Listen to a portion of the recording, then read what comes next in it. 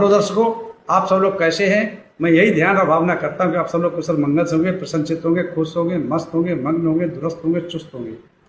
तो जैसा कि मैं हर रोज कहता हूं, फॉलो सब्सक्राइब करो न करो ये तो आपकी मर्जी है, पर ध्यान लगाकर, चित्त लगाकर, मन लगाकर, दिमाग लगाकर, माइंड लगाकर सुनते रहो। बस यही हमारी अर्जी है, बस यही हमारी अर्जी है, बस यही हमारी अर्जी है। तो हेलो दर्शकों, जैसा कि हम लोगों की दंपति गाथाओं का पाठ चल रहा है, तो आज की दंपति गाथाएं हैं 264 और 265 और धम्मट्टबग्ग की है 9वीं और 10। दंपति गाथाएं हैं 264, 265 और धम्मट्टबग्ग की है 9 और 10। दंपति गाथाएं हैं 264, 265 और धम्मट्टबग्ग की है 9th, 10th।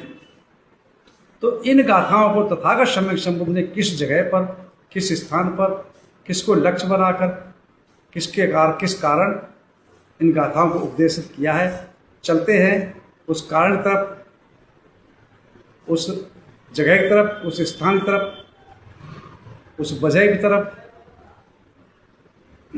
एवं मे सुतंग एकं समयं भगवा सावत्यं विहरति जेत बने अनाथ पिंडिकश आरामे। ऐसा मैंने सुना, एक समय तथागत सम्यक संबुद्ध श्रावस्ती के जेतवनाराम में, जो अनाथ पंडित द्वारा बनाया हुआ था, उसमें विहर रहे थे। उस समय की घटना है, उस समय की कहानी, उस समय की गाथाओं को उपदेशित किया। तो उसी श्रावस्ती नगर का एक बहुत विद्वान, मतलब इसको कहते कि याद कंठस्थ कर लेना और उन पर याद करके चलना बिल्कुल नहीं, ऐसा भिक्खु था जिसका नाम था हत्थक। क्या नाम था? हत्थक भिक्खु। तो उसकी एक चर्या थी, वो क्या करता, कंठस्थ कर रखा त्रिपिटक उसने। अब उसके एक मूसा वाला, मतलब इधर की बात उधर करना, दूसरे को पराजित करना, दूसरे को हराना, बातों विवाद में झूठ से या सच से, है ना।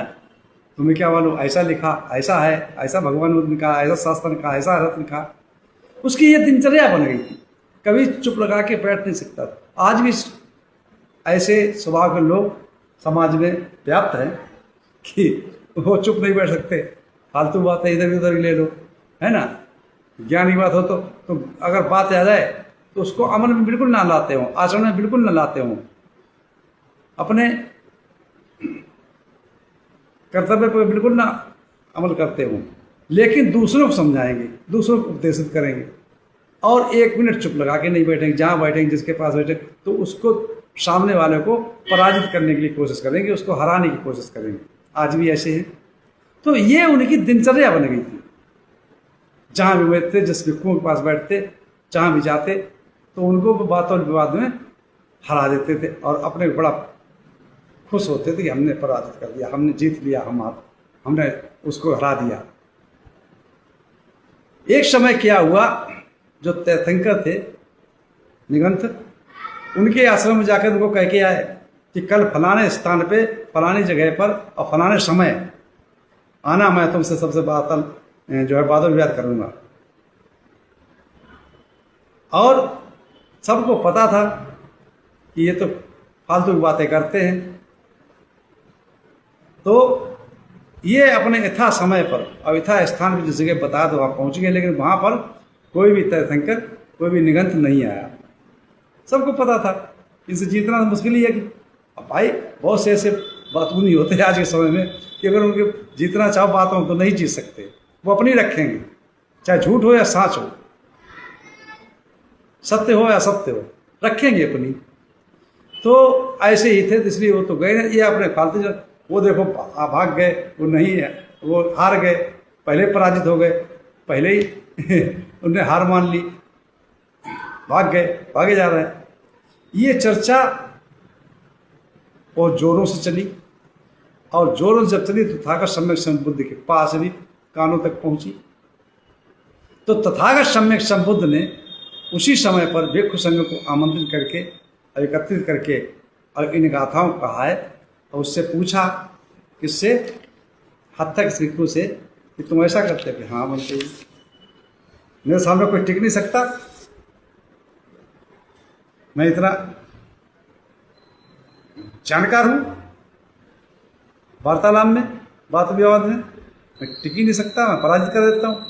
तो उसी समय तथागत कहते हैं, जो झूठ सांस बोल करके, जो झूठ सांस बोल करके लोगों को पराजित करता है, जो झूठ सांस बोल करके लोगों को पराजित करता है, इच्छा लाभ से भरा पुरुष, इच्छाओं से लाभ लालच से भरा पुरुष कभी श्रवण नहीं हो सकता है, कभी श्रवण नहीं हो सकता है। जो छोटे बड़े पापों का शमन करे, जो छोटे बड़े पापों का शमन करे, लाभ सत्कार की ना इच्छा रखता है, इतने उसने अपने पापों का शमन करके, अपने पापों का शमन कर ले, वो ही श्रवण कहलाता है, वो ही श्रवण कहलाता है। ये हमने दो लाइनें बनाई थी। अब गाथाएं क्या कहती हैं सुनिएगा आप लोग ध्यान लगा करके। कि न मुंड के न समनो, न मुंड के न समनो, अब तो लिकंगमणन, इच्छा लाभ समापन्नो समनो किंग भविष्यति। जो व्रत रहित मिथ्यावासी, वाणी के दोष होते 4, क्या क्या? झूठ बोलना, चुगली करना, अनारगन की बेमतलब बात करना, मतलब कफबाजी करना, और कठोर भाषण बोलना। तो जो मूसावादी होता है वह मुंडित होने पर भी, मतलब भिक्षु होने पर भी, संन्यास लेने के बाद भी वो श्रवण नहीं हो सकता। इच्छा लाभ से भरा पुरुष कभी श्रवण नहीं हो सकता, जिसकी इच्छाएं गई नहीं, जो लाभ सत्कार चाहता है, जो दूसरों को पराजित करना चाहता है, अपने खुद को पराजित नहीं कर सकता। दूसरी गाथे क्या कहते हैं तथागत सम्यक शंभु? यो चा समेति पापानि, यो चा समेति पापानि, अणुंगूलानि सब्बसो,